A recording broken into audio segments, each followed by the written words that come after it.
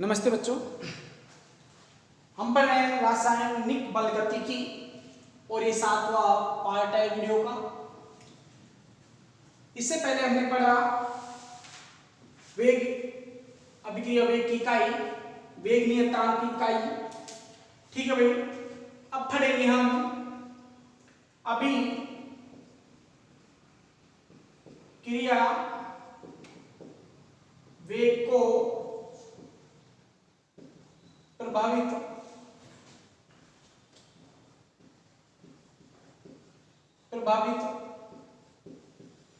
करने वाले कारक, अभिक्रिया वेग को प्रभावित करने वाले कारक। अभिक्रिया वेग को प्रभावित करने वाला कारक कौन कौन से? देखो, सांद्रता, ताप, पृष्ठीय क्षेत्रफल,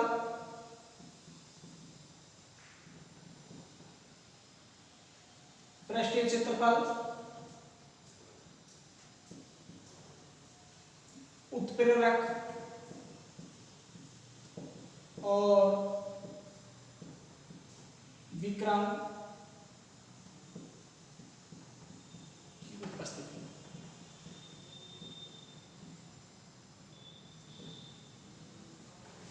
विकिरण की उपस्थिति यह अभिक्रिया वेग को प्रभावित करने वाले कारक हैं, जिनमें वेरी मोस्ट इंपोर्टेंट है उत्प्रेरक। ध्यान रखना भाई, उत्प्रेरक का अभिक्रिया वेग पर क्या प्रभाव पड़ता है या अभिक्रिया वेग को उत्प्रेरक किस प्रकार प्रभावित करता है, समझाइए। ये क्वेश्चन आ चुका है एग्जाम में, वेरी मोस्ट इंपोर्टेंट क्वेश्चन है। मैं आपसे बार बार कह रहा हूं, उत्प्रेरक का अभिक्रिया वेग पर प्रभाव। ठीक है भाई, सांद्रता अभिक्रिया वेग को किस प्रकार प्रभावित करती है? देखो भाई, हम जानते हैं कि भाई अभिक्रिया का वेग सांद्रता के समानुपाती होता है। अभिक्रिया का वेग है जो सांद्रता के समानुपाती होता है, तो सांद्रता प्रोपोर्शनल अभिक्रिया वेग या अभिक्रिया वेग प्रोपोर्शनल सांद्रता। अभिक्रिया वेग प्रोपोर्शनल सांद्रता यानी अभिक्रिया का वेग है जो सांद्रता के साथ साथ बढ़ता है और घटता है। जैसे जैसे सांद्रता कम होती जाती है, अभिक्रिया का वेग भी कम होता जाता है। ठीक है, इधर देखो, इसको इस ग्राफ से समझो। ये कोई अभिक्रिया का ग्राफ है, ये सांद्रता, इधर ये है समय।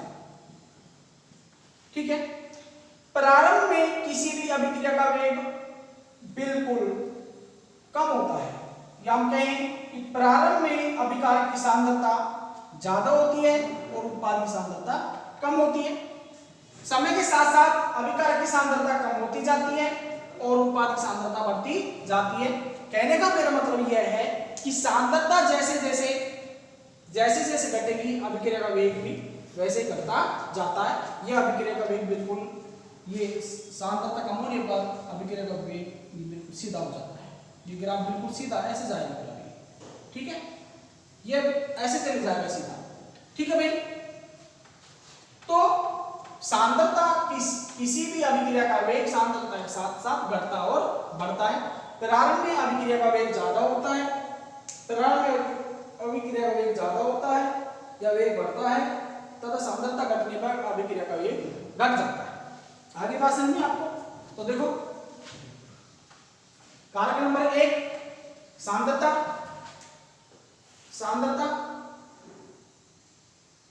अभिक्रिया का वेग सांद्रता, अभिक्रिया का वेग क्रियाकारी पदार्थ की सांद्रता के समानुपाती होता है। ठीक है भाई, सांद्रता के समानुपाती होता है। अभिक्रिया का वेग, अभिक्रिया का वेग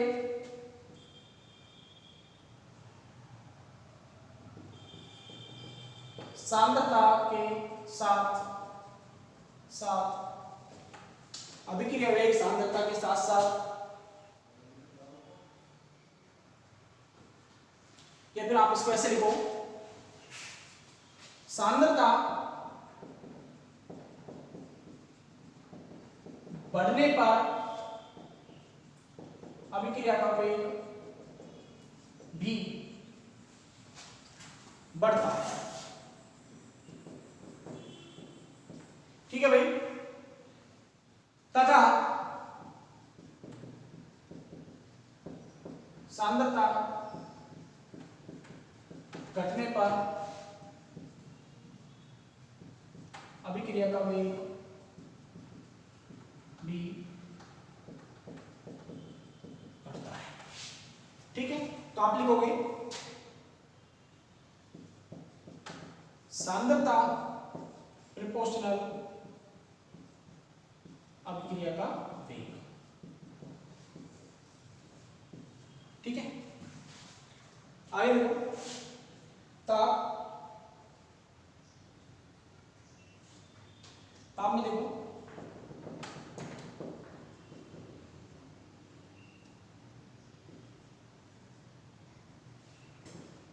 सामान्यतः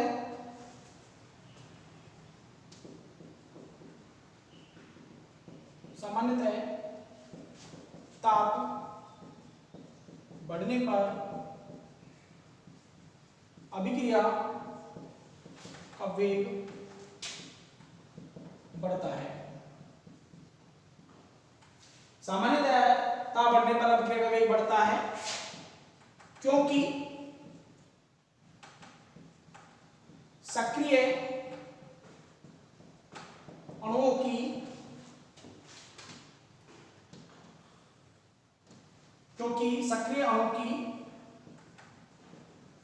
टक्करों की संख्या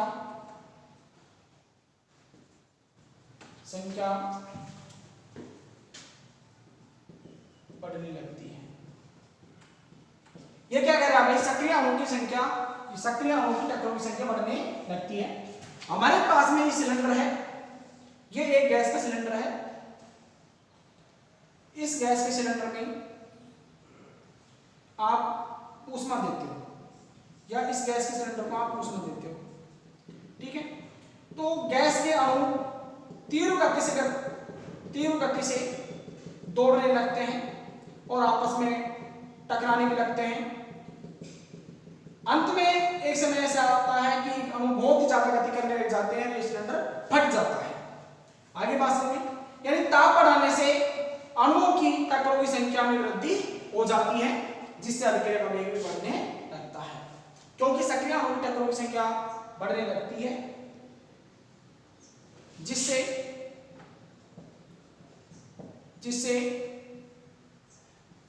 अभिक्रिया का वेग बढ़ने लगता है। भाई अभिक्रिया का वेग बढ़ेगा, इसका मतलब उत्पाद बहुत जल्दी प्राप्त हो जाता है। अभिक्रिया का वेग बढ़ेगा तो उत्पाद बहुत जल्दी प्राप्त हो जाता है। आगे बात समझिए आपको। ठीक है, तो देखो आगे अगला टॉपिक आपका पृष्ठीय क्षेत्रफल। पृष्ठीय क्षेत्रफल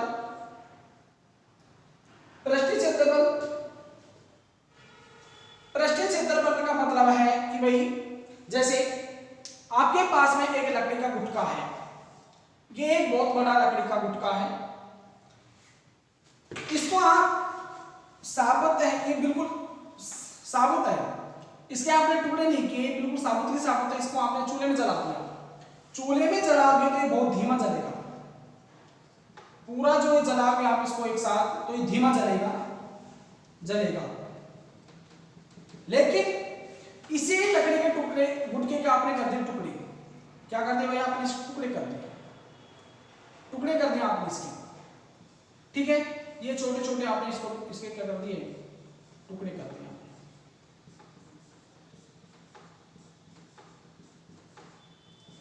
आपने इसके छोटे छोटे टुकड़े कर दिए, तो भाई देखो पृष्ठीय क्षेत्रफल में वृद्धि होगी। आपने इसको ऐसे टुकड़े करके एक साथ डाल रख दिया तो पृष्ठीय क्षेत्रफल में वृद्धि होगी, और पृष्ठीय क्षेत्रफल में वृद्धि होने पर अभिक्रिया का वेग भी बढ़ जाता है। कहने का मेरा मतलब यह है कि ये बहुत शीघ्रता से जलने लगते हैं। बहुत तेज लो के साथ जलेंगे, ये धीमी लो के साथ जलेगा, और ये बहुत तेज लो के साथ जलने लगता है। पृष्ठीय क्षेत्रफल में किसी भी अभिकारक के पृष्ठीय क्षेत्रफल में वृद्धि होने पर अभिक्रिया का वेग बढ़ जाता है। जैसे आपके नोट्स में है एग्जांपल, साबुन की तुलना में नमक जल में आसानी से घुल जाता है। तो लिखो आगे, किसी भी रासायनिक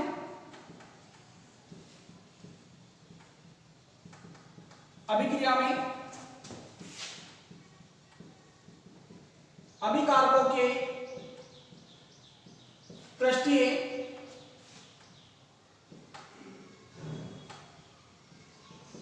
क्षेत्रफल में वृद्धि होने पर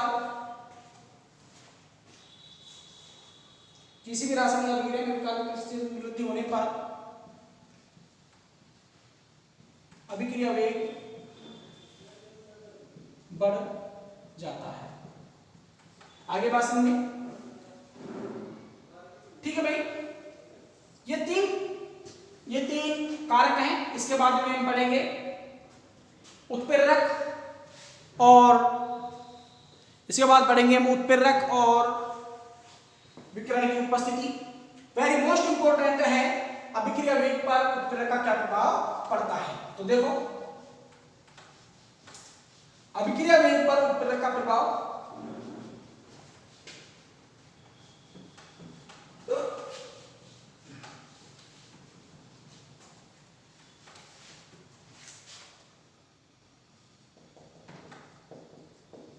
उत्प्रेरक का प्रभाव,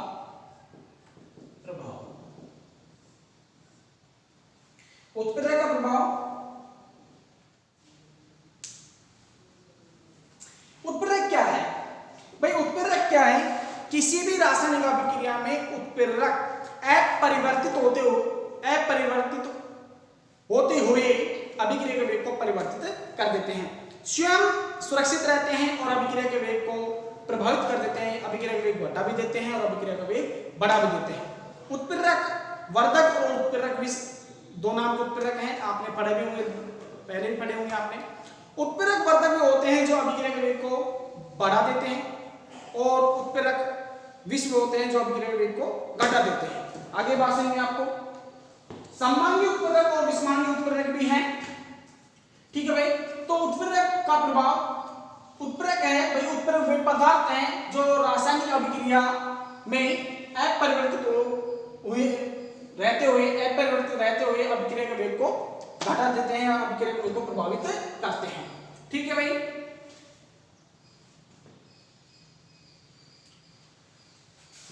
उत्प्रेरक धनात्मक भी होते हैं और ऋणात्मक भी होते हैं, दो प्रकार के उत्प्रेरक आपके। देखो, उत्प्रेरक वे पदार्थ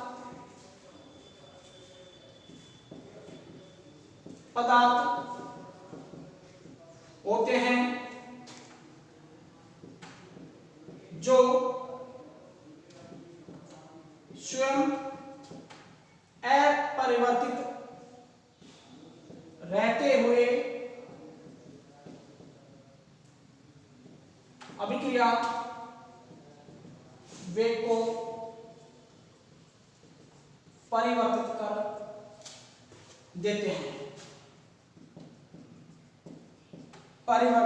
कर देते हैं, ठीक है भाई।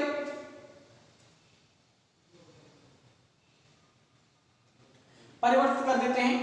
उत्प्रेरक वे पदार्थ होते हैं जो स्वयं अपरिवर्तित रहते हुए अभिक्रिया वेग को परिवर्तित कर देते हैं। धनात्मक उत्प्रेरक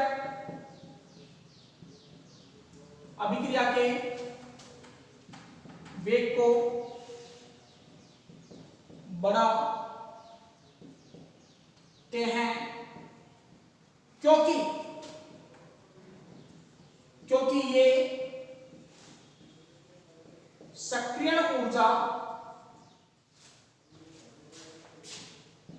को कम कर देते हैं,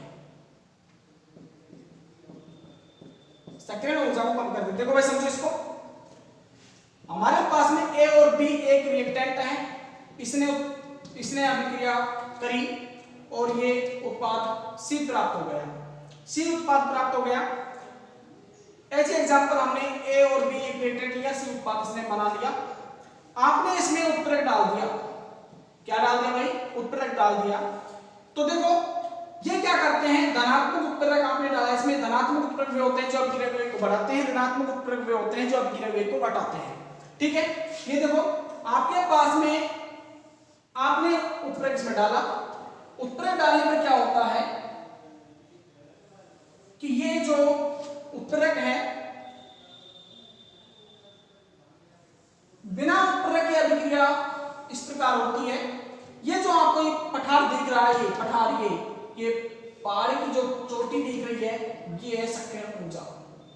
सक्रियण ऊर्जा भाई, सक्रियण ऊर्जा वह ऊर्जा होती है जो किसी अभिकारक के अणुओं को उत्पाद में बदलने के लिए जरूरी होती है। यह वह न्यूनतम ऊर्जा जो अभिकारक के अणुओं को उत्पाद में बदलने के लिए चाहिए या इसको पार करना जरूरी है। सक्रियण ऊर्जा को प्राप्त करना जरूरी है। कोई भी अभिकारक उत्पाद में तभी बदलेगा जो सक्रियण ऊर्जा को प्राप्त कर लेगा। ठीक है, आपने इसमें उत्प्रेरक डाला तो बिना उत्प्रेरक के अभिक्रिया यहां पर हो रही है, और आपने जैसे इसमें उत्प्रेरक डाला तो अभिक्रिया यहां होने लग जाती है, यानी सक्रियण ऊर्जा यहां पर आ जाती है। तो देखो धनात्मक जो उत्प्रेरक है वो अभिक्रिया के वेग को बढ़ाते हैं क्योंकि ये सक्रियण ऊर्जा को कम कर देते हैं, और सक्रियण ऊर्जा कम करने पर जो अभिकारक के अणु उत्पादन बदलने में सक्षम नहीं थे वो भी अब उत्पाद में बदलने लग जाते हैं। उत्प्रेरक डालने से वे अभिकारक के अणु भी उत्पाद में बदल जाते हैं जो सक्रियण ऊर्जा को प्राप्त नहीं कर रहे थे। यहाँ पर ये सक्रियण ऊर्जा है ना, ये इतने अंतर को इसने कम कर दिया। बिना उत्प्रेरक के अभिकारक के अणु यहाँ तक नहीं पहुंचे, अब यहाँ पहुंचेंगे जो उत्पाद में बदलेंगे, लेकिन जब आपने इसमें उत्प्रेरक डाला तो सक्रियण ऊर्जा को कम कर देंगे और अणुओं को यहाँ पर पहुंचने में दिक्कत नहीं होगी, क्या इसमें यहाँ पर ये उत्पाद में बदल जाएंगे। तो उत्प्रेरक वे पदार्थ होते हैं जो स्वयं अपरिवर्तित रहते हुए अभिक्रिया वेग को परिवर्तित कर देते हैं। धनात्मक उत्प्रेरक अभिक्रिया वेग को बढ़ाते हैं क्योंकि ये सक्रियण ऊर्जा को कम कर देते हैं। जब सक्रियण ऊर्जा कम हो जाएगी तो अभिकारक के अणु उत्पाद में बदल जाएंगे, और अभिकारक के अणु उत्पाद में बदलेंगे, ज्यादा से ज्यादा अभिकारक के अणु उत्पाद में बदलेंगे। जब ज्यादा से ज्यादा अभिकारक के उत्पाद में बदलेंगे तो अभिक्रिया का वेग भी ज्यादा होगा। समझ आया भाई? यानी आपको यहाँ पर क्वेश्चन नोट करना है, और क्वेश्चन नोट करो आप। चलो आप पहले इसको कंप्लीट करो। देखो यहाँ पर अभिकारक यानी को उत्पाद, ठीक है, ये सक्रियण ऊर्जा होगी। ठीक है भाई, ये सक्रियण ऊर्जा, ये वेग, ये सक्रियण ऊर्जा और ये वेग।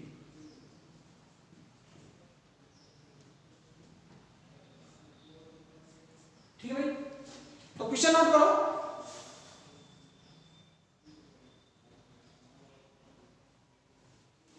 अभिक्रिया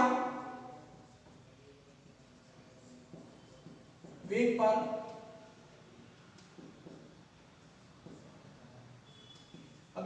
पर उत्प्रेरक का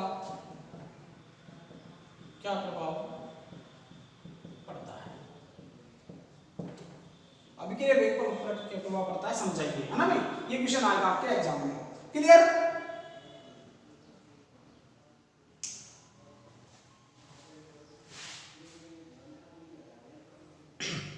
नोट करो इसे।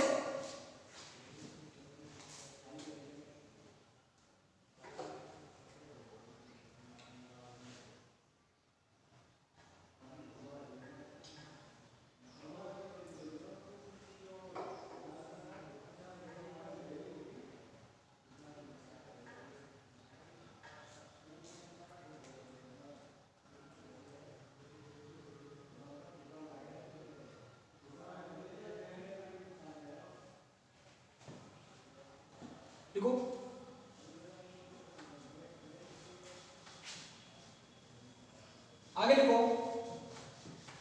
विकिरण की उपस्थिति, विकिरण की उपस्थिति।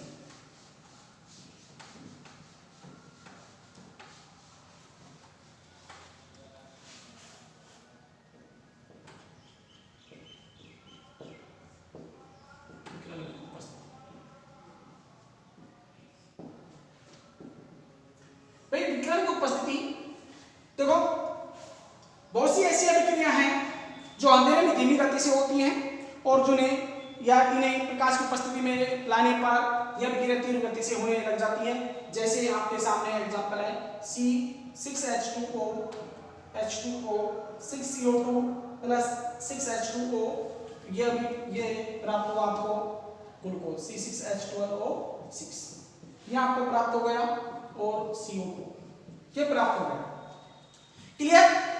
ये जो अभिक्रिया है, इस अभिक्रिया को आप अंधेरे में करोगे तो धीमी गति से होगी, लेकिन जब आप इसको प्रकाश की उपस्थिति में करोगे तो यह अभिक्रिया तीव्र गति से होने लग जाती है। आगे बात समझिए, तो आप इसमें लिखोगे भाई ऐसी अभिक्रिया है, बहुत सी ऐसी अभिक्रिया है जो अंधेरे में धीमी गति से होती है, लेकिन इन्हें प्रकाश की उपस्थिति में कराया जाता है तो तीव्र गति से संपन्न होने लग जाती है। यानी अभिक्रिया का वेग विकिरण की उपस्थिति में बढ़ जाता है। यही अभिक्रिया अंधेरे में धीमी गति से होती है, यानी इस अभिक्रिया का वेग धीमा होता है। जब ये अभिक्रिया प्रकाश की उपस्थिति में होने लगती है तो अभिक्रिया तीव्र गति से होती है, अर्थात अभिक्रिया का वेग भी बढ़ जाता है। विकिरण की उपस्थिति अभिक्रिया के वेग को बढ़ा देती है। जैसे पेड़ पौधों द्वारा प्रकाश संश्लेषण, पेड़ पौधों के द्वारा प्रकाश संश्लेषण की क्रिया, इसका एग्जाम्पल है। और अगला एग्जाम्पल है C6CO2 प्लस 6H2O H2O और 6C6H12O6 से ग्लूकोज, ये ग्लूकोज प्राप्त होता है। आगे बात समझिए आपको, तो भाई हमने पढ़ लिए अभिक्रिया वेग, अभिक्रिया वेग को प्रभावित करने वाले कारक, अभिक्रिया वेग को प्रभावित करने वाले कारक। एक कारक और है इसका 6 नंबर का कारक है विलायक,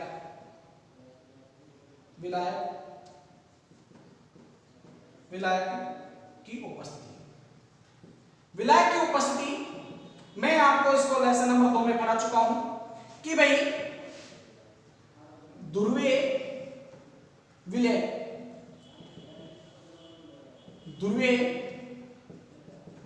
विलायक में आसानी से घुल जाता है और अध्रुवीय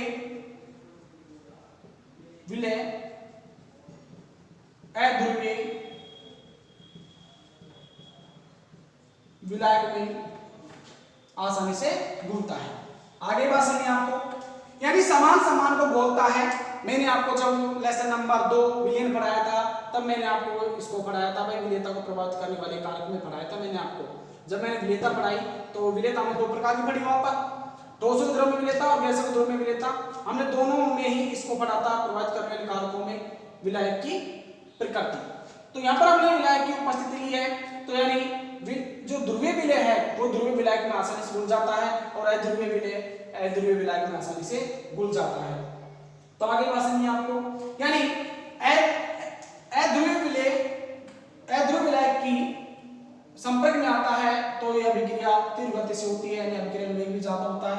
और यहाँ पर ध्रुवीय विलायक के संपर्क में आता है तो अभिक्रिया वेग ज्यादा होता है। लेकिन ध्रुवीय विलय अध्रुवीय विलायक के संपर्क में आता है तो अभिक्रिया बहुत धीमी गति से होती है, यानी अभिक्रिया का वेग जो कम हो जाता है। आगे बात समझिए आपको, आगे वही इसी तरह देखो, मैंने आपको एग्जांपल भी दिया था कि NaCl है, वही NaCl जल में आसानी से घुल जाता है,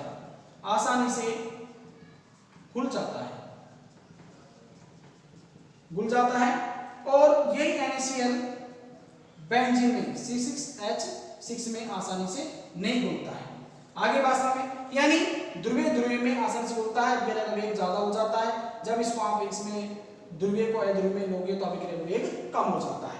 आगे बात समझ, तो अभिक्रिया वेग को प्रभावित करने वाले कारक कौन से भाई? सांद्रता, ताप, पृष्ठीय क्षेत्रफल, उत्प्रेरक का प्रभाव, विकिरण की उपस्थिति और 6 नंबर पर है विलायक की उपस्थिति। ठीक है भाई, इनमें वेरी मोस्ट इंपॉर्टेंट उत्प्रेरक है जो मैं आपको अच्छी तरह से समझा चुका हूं। एक बार फिर से सुन लो। कोई भी अभिक्रिया का वेग उत्प्रेरक बढ़ा देते हैं, यानी मैं ये कहूं कि धनात्मक उत्प्रेरक अभिक्रिया के वेग को बढ़ा देते हैं क्योंकि ये सक्रियण ऊर्जा को कम कर देते हैं। क्लियर? तो आज के इस वीडियो में इतना ही। आगे बढ़ेंगे हम अनुसंख्यता तथा अभिक्रिया की कोटि, ये पढ़ेंगे अगले वीडियो में। धन्यवाद भाई।